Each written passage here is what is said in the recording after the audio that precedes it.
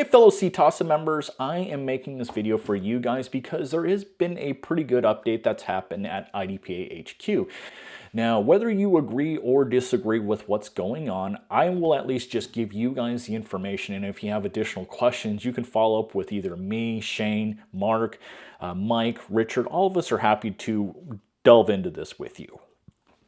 All right, so the rulebook continuing education portion of this is going to be hosted on their website on the Down Zero blog, so you can of course reference this there, and I will leave a link for this so you guys can check that out in the actual blog on the site.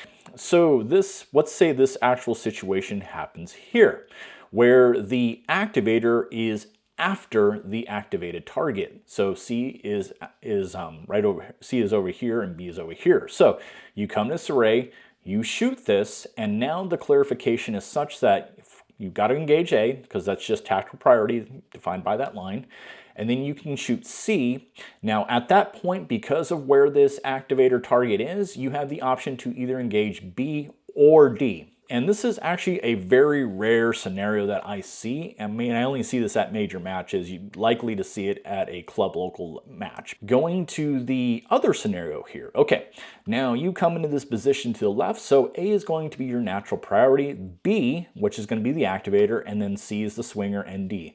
Now, if the activator is before the activated target, you are going to have to engage this in tactical priority. So A, B, you wait for C, shoot it, and then D. And that is the clarification you get from that. So to keep it simple, if you see this situation where the activator is after the activated target, at least in tactical priority, you have the option to activate it and shoot either B or D, okay? Big thing is just knowing where the activator is. And in this case right here, this is pure tactical priority, and you are going to have to wait for the target. So if the activator is before the activated target, then A, B, C, D. That's it, guys. Now, going to one final clarification here.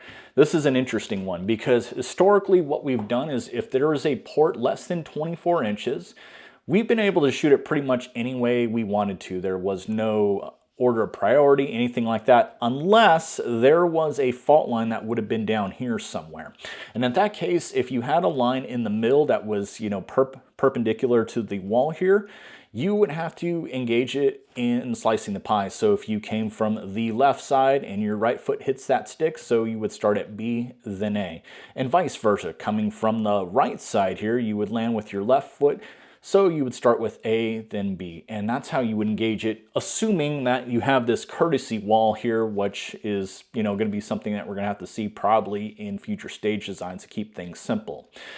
Now, there's the question of, let's say this wall isn't here, right? And you have the ability to engage this straight on. And think of it like as in, hey, I'm running down a hallway and I have a window here that I can shoot through. So in that case, you are going to go from near to far. And I believe that they're going to clarify that by putting a stick at the bottom of this that would run parallel to this wall.